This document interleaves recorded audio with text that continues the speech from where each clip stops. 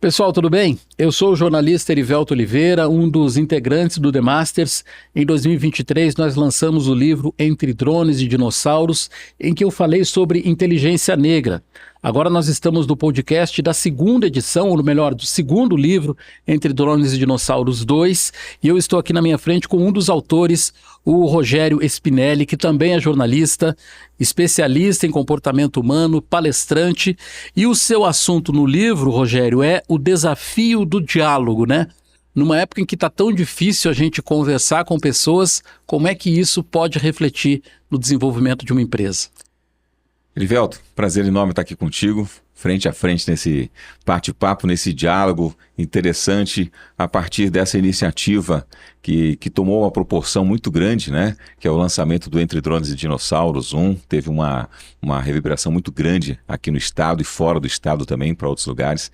E eu me sinto muito honrado em fazer parte dessa segunda edição, né? Dessa trilogia aí que tem como objetivo principal acompanhar essas mudanças, as tendências aí nessa época moderna de tanta velocidade da informação.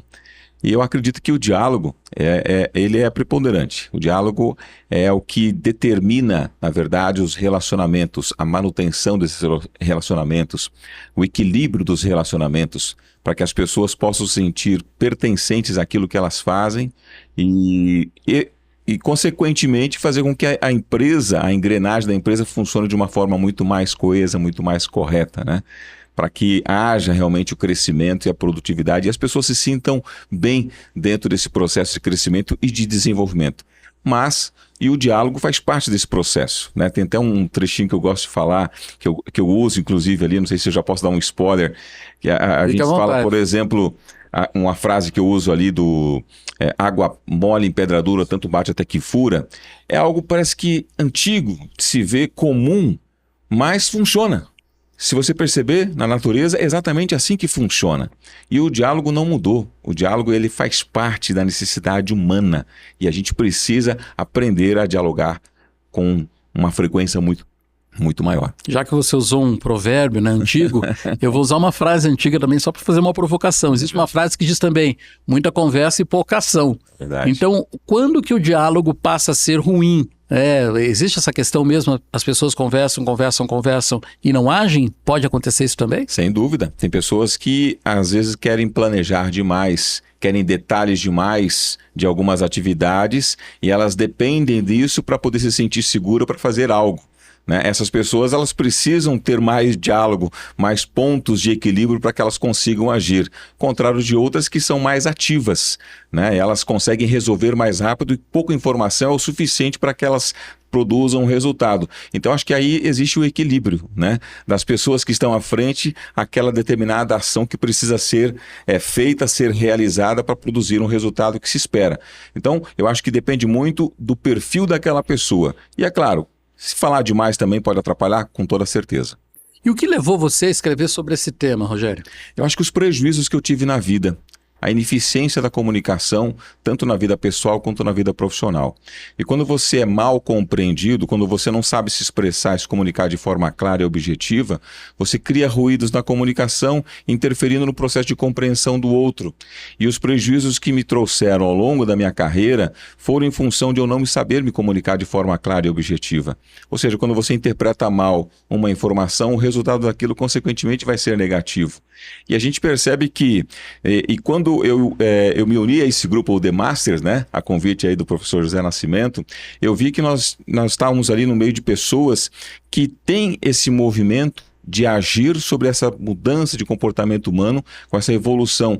E eu vi ali uma oportunidade de fazer parte desse grupo para poder fortalecer ainda mais esse movimento, porque estava de acordo com a minha necessidade de falar mais sobre isso, né? De não deixar escapar, de não deixar passar em branco. Então eu me senti parte desse movimento e por isso que eu quis aproveitar essa oportunidade. Tem uma frase que se diz, né, que a oportunidade só acontece para aquelas pessoas que de fato estão preparadas, né? E eu me senti preparado, né, quando fui desafiado a escrever esse capítulo.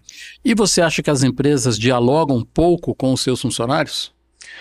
Várias pesquisas demonstram ainda, inclusive a Confederação Nacional das Indústrias, ela citou uma pesquisa já do ano passado que cerca de 41% das empresas brasileiras elas reclamam dos retrabalhos que acontecem dentro das empresas pela má comunicação, pelas interferências e a má compreensão de um processo de comunicação e que faz com que as empresas acabam tendo prejuízos, né? Então, ou seja, falta o quê? Uma compreensão, porque quando você passa uma informação e ela tem uma compreensão ambígua, né, um sentido diferente, distorcido, compreendido de forma diferente, elas acabam refazendo aquelas atribuições novamente, causando um prejuízo a médio e longo prazo para aquela empresa.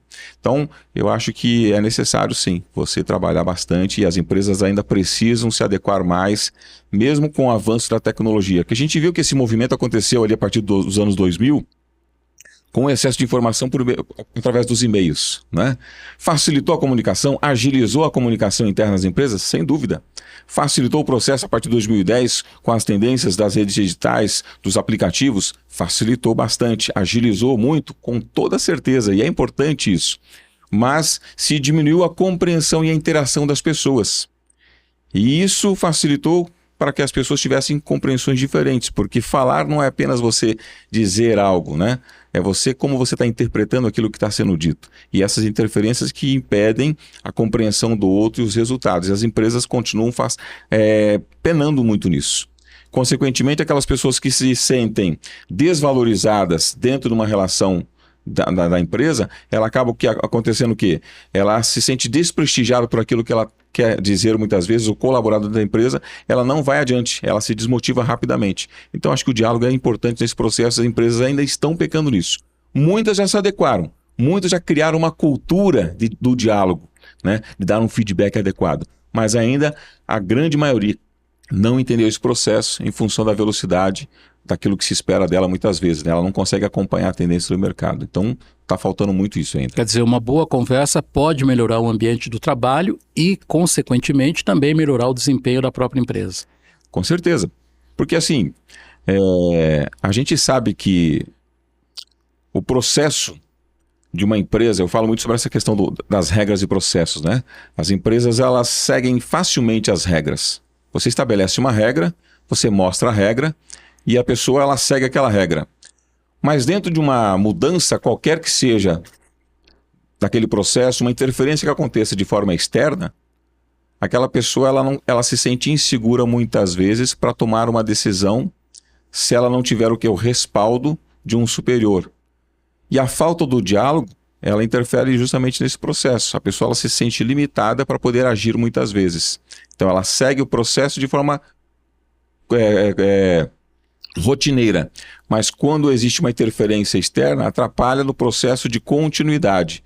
E se não houver liberdade dentro do processo do diálogo, para que as pessoas se sintam seguras, ela acaba se perdendo e você vai ter um prejuízo lá na frente. A gente falou agora há pouco da comunicação que não chega de cima para baixo, né? Sem dúvida. Mas a gente percebe também que por parte do funcionário, por parte do empregado, muitas vezes ele tem medo de expor o que ele acha, ele não consegue conversar com a empresa, inclusive até pelo risco de ser demitido. Sim. Enfim, a gente sabe que algumas empresas têm processos bem democráticos, mas nem todas são assim. Nem todas. Como é que o empregado faz para ser ouvido pelos superiores sem que isso lhe traga um problema de disciplina, por exemplo?